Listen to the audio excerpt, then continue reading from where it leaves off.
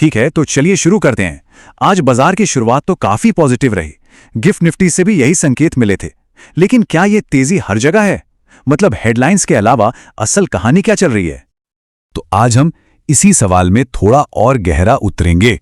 हम सिर्फ हेडलाइन के नंबरों को नहीं देखेंगे, बल्कि उन कंपनियों और सेक्टर्स के अंदर झांकेंगे जिनकी कहानियां असल में मार्केट को चला रही हैं।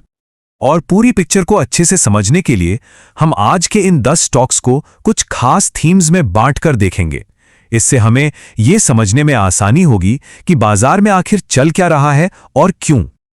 तो चलिए सबसे पहले बात करते हैं उन कंपनियों की जो भाई बिल्कुल धूम मचा रही हैं।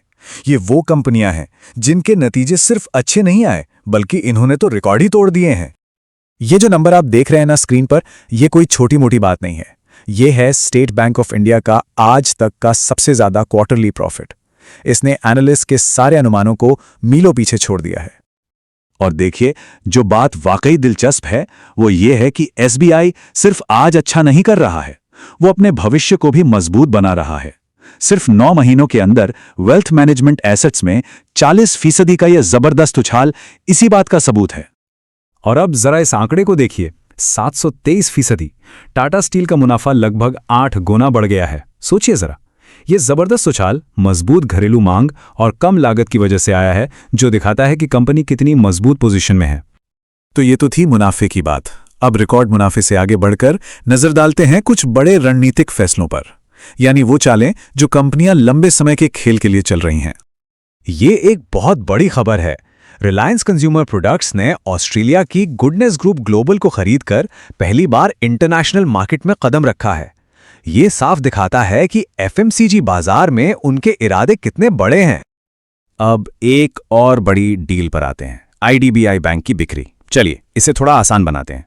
सरकार और एलआईसी मिलकर अपनी 60.72% हिस्सेदारी बेच रहे हैं और खरीदारों की रेस में फेयरफैक्स और कोटक महिंद्रा बैंक जैसे बड़े नाम शामिल हैं। अच्छा, तो ये पावर फाइनेंस कॉरपोरेशन यानी पीएफसी और आरईसी का विलय हो क्यों रहा है? देखिए, ये दोनों एनबीएफसी हैं। अब एनबीएफसी क्या होता है? सिंपल भाषा में ये ऐसी कंपनियां हैं जो बैंक तो नहीं है पर लोन देती हैं। और इस मर्जर का मकसद है भारत के पावर सेक्टर के लिए एक सुपर लेंडर तैयार करना, ताकि बड़े प्रोजेक्ट्स को आसानी से और बेहतर तरीके से पैसा मिल सके। लेकिन बाजार की हर कहानी इतनी सीधी नहीं होती है ना? चलिए अब कुछ मिली-जुली कहानियों पर नजर डालते हैं, जहां हेडलाइन के नंबर कुछ और कहते हैं और अंदर की कहानी कुछ और। अब ये देखिए कितनी दिलचस्प कहानी है। सोनाटा सॉफ्टवेयर का रेवेन्यू तो आसमान छू रहा है, 45% ऊपर, लेकिन प्रॉफिट वो 13% नीचे चला गया। अब सवाल यह है कि ऐसा क्यों हुआ? इसकी वजह है एक वन टाइम बड़ा खर्च। तो ये हमें सिखाता है कि सिर्फ रेवेन्यू देखना ही काफी नहीं होता।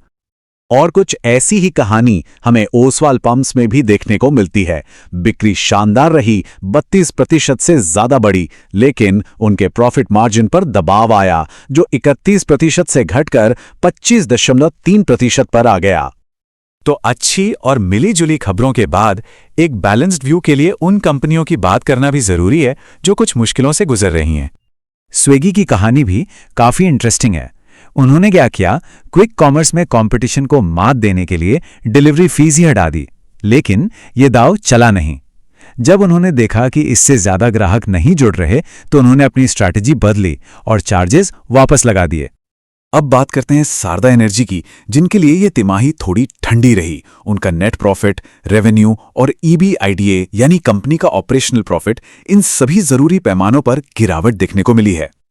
और गो डिजिट जनरल इंश्योरेंस के लिए मामला थोड़ा गंभीर है। ये कंपनी रेगुलेटरी जांच के दायरे में आ गई है। तो आखिर हुआ क्या? देखिए, एजेंसी है डीजीजीआई यानी directorate general of GST intelligence. उन्होंने जीएसटी कानून के सिलसिले में कंपनी के ऑफिस में तलाशी ली है। ये एक बड़ा डेवलपमेंट है जिस पर नजर रखनी होगी। तो आज हमने क्या देखा? एक तरफ तो एसबीआई और टाटा स्टील जैसे रिकॉर्ड तोड़ने वाले मुनाफे हैं, तो दूसरी तरफ रेगुलेटरी जांच और स्ट्रैटेजी में बदलाव जैसी चुनौतियां भी हैं। तो ऐसे में सबसे बड़ा सवाल यही उठता है कि इस शोर के बीच सही सिग्नल कैसे पकड़ा जाए।